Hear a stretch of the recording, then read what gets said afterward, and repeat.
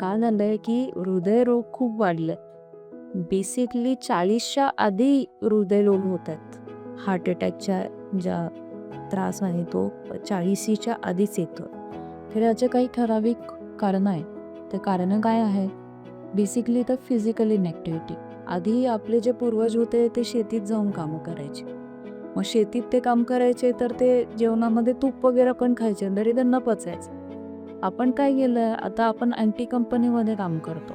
एका ठिकाणी बसून काम करतो. कम्प्लिटली कम्प्युटरसमोर काम करतो. चालणं फिरणं जास्त नाहीच, तर फिजिकल इनॅक्टिव्हिटी झाली. दुसरी गोष्ट अनहेल्दी ईटिंग. म्हणजे आधीची लोकं घरात केलेले ज्या गोष्टी होते, पदार्थ होतात ते खायचे. आता आपलं कसं आहे की मंडे टू फ्रायडे काम केलं, स्ट्रेस झालं, खूप स्ट्रेस झाला, मग आपण सॅटर्डे संडे बाहेर जातो जेवायला. आणि बाहेर काय खाणार? Pizza, burger, fast food. तर दॅट इज नॉट हेल्पिंग. आणि जो चीज आणि ह्या सगळ्या गोष्टी असतात, बाहेरचं जे पाम ऑइलमध्ये ते सगळं बनवतात, ते डिरेक्टली जाऊन आपल्या आर्टरीजमध्ये ब्लॉकेजेस ते क्रिएट करतं. तर this is something we need to know की एकतर बाहेरचं जेवण अवॉइड करायचं आहे आणि second thing is physical inactivity. कमीत कमी 30 मिनटं रोज चाला, फास्ट चाला आणि चालताना कोणासोबत बोलू नका. आपलं आपलं चालत राहा. जेव्हापर्यंत तुम्हाला घाम फुटत नाही तेव्हापर्यंत चाला. जर तुम्ही रोज 30 मिनटं चालता आणि असं आठवड्यातून 5 दिवस चालला तर तेवढं फिजिकल ॲक्टिव्हिटी इज इनफ की तुम्हाला पुढे जाऊन काही हृदय विकार होणार नाही. आणि तिसरी गोष्ट म्हणजे जे आता झाली आहे, हल्ली खूप स्ट्रेस वाढली. प्रचंड स्ट्रेस. आपण बसून कामं करतो पण प्रत्येक गोष्टीचा एवढा स्ट्रेस आहे.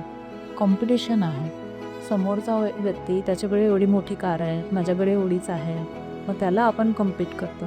हे सगळं करत असताना आपल्या मनामध्ये स्ट्रेस क्रिएट आणि तेच स्ट्रेस काय होतं की आपल्या मेंटल इश्यूजवरती प्रॉब्लेम होतं आणि त्याच्याने कॉर्टिसॉल्स, ॲड्रिनॅलिन या सगळ्या जे हार्मोन्स वाढतात ते डिरेक्टली आपल्या हार्टवर इफेक्ट करतात. ते हार्टचं पंपिंग वाढवतात, हार्टवर स्ट्रेन आणतात आणि हार्टच्या हृदयाच्या ज्या रक्तवाहिन्या असतात त्याच्यामध्ये ते डॅमेज क्रिएट करतात, ज्याच्यातून मग ते हृदयाचे विकार तयार होतात. तर हे आपल्याला समजायला पाहिजे की हे जे 3 गोष्टी आहेत, एक तर unhealthy eating, second thing is increased amount of stress and third is physical इनॅक्टिव्हिटी.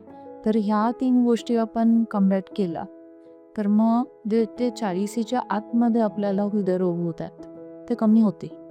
and you can be sick for a long time.